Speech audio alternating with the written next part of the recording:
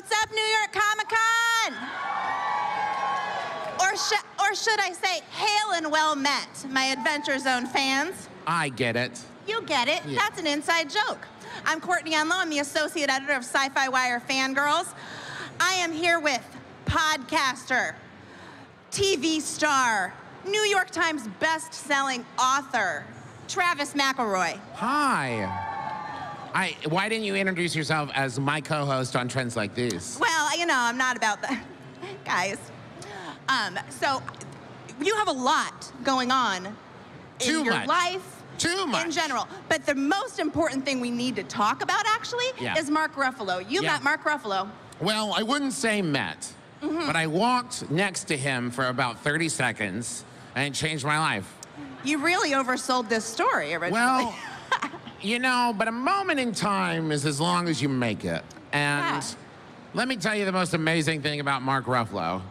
He looks exactly like Mark Ruffalo. I bet he gets that a lot. No, but here's what I mean. You know, sometimes like you walk by somebody at a convention like this and you're like, is that somebody? Who is that? And like 30 minutes later, you're like, oh, they were on such a, like, you can't not recognize Mark Ruffalo. You're just like, oh yeah, that's Mark Ruffalo. No one else looks like Mark Ruffalo. It was just, he was effervescent. He was inspiring.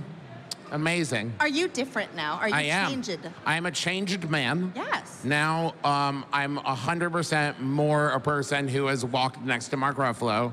Now, I do regret not talking to him at all, because then I could have called him the ruffalobuffalo, which is what I always call him in my mind. And I would like to have said that to his face just once. It's going to catch on. Everyone get that hashtag going. Hashtag ruffalobuffalo. So let's talk about the graphic novel, the Adventure Zone graphic novel, Here There Be Gerblins.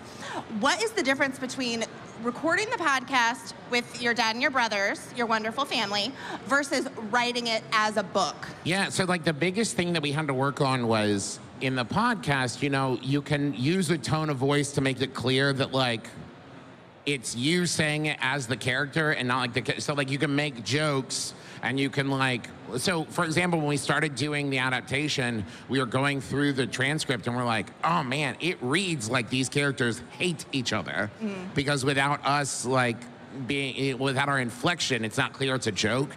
So we had to really think in visual terms with like facial expressions and like just little like eyebrow raises and can that convey it. And luckily the artist Carrie Peach and co-collaborator Carrie Peach is just incredible at that and like convey.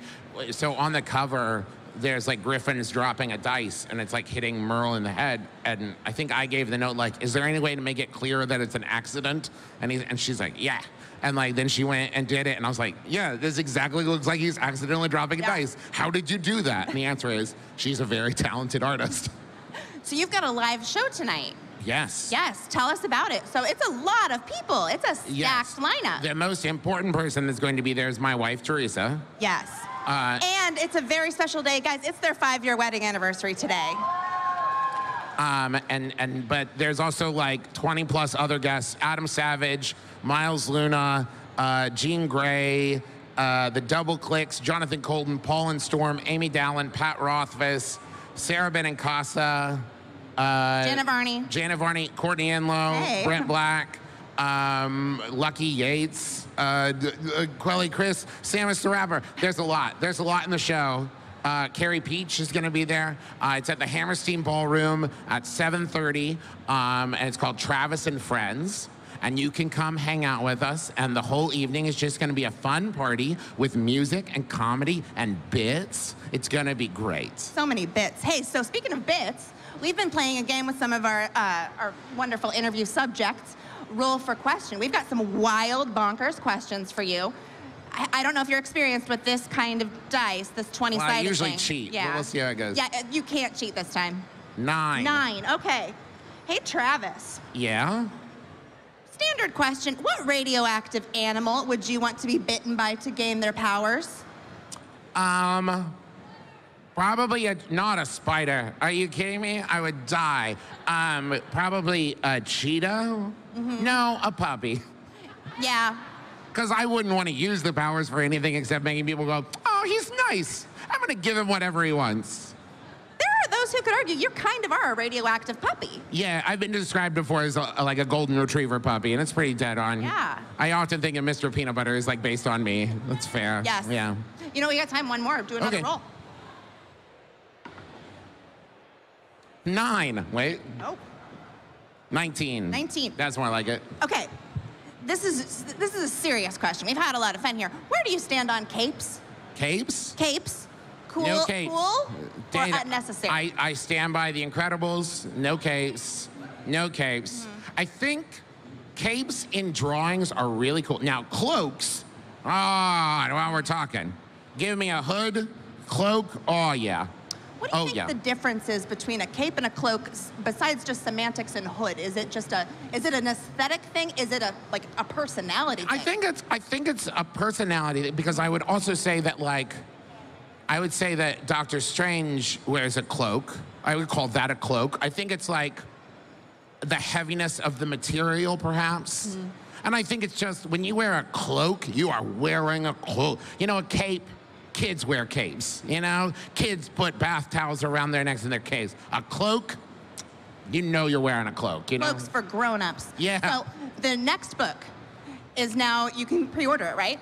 Correct. TheAdventureZoneComic.com. You can pre-order Murder on the Rockport Limited. And I will say, if you enjoy Here There Be Gerblins, and you should, it's very good.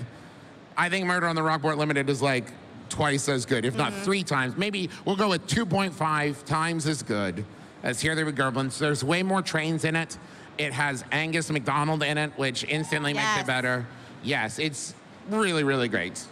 And there's a whole page, there's a whole panel with shirtless Magnus in it, so it's totally worth it just for that. Did you model for it for Carrie? No, they decided to make him a little less muscly than me. You know what? That makes sense. You don't want to make people too jealous. Yes, it was too intimidating, they said, and they had to soften him a little bit. Yeah. Tell us more about, are all the other books gonna come down the road, or is it As long as you keep pre-ordering / buying them. Everyone get we'll that. See. Yes.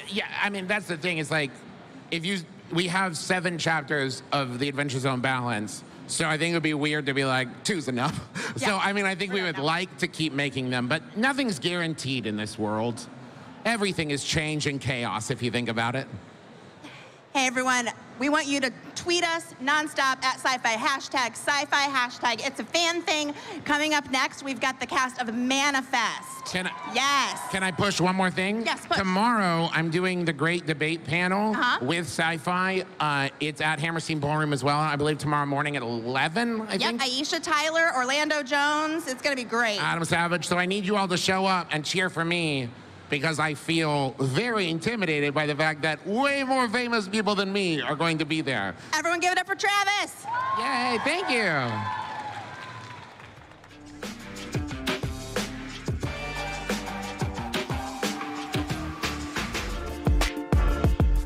Hi, I'm Jackie Jennings with SYFY WIRE. If you can't get enough of New York Comic Con, go ahead and subscribe to our YouTube channel for news, interviews, cosplay, and so much more. What are you waiting for?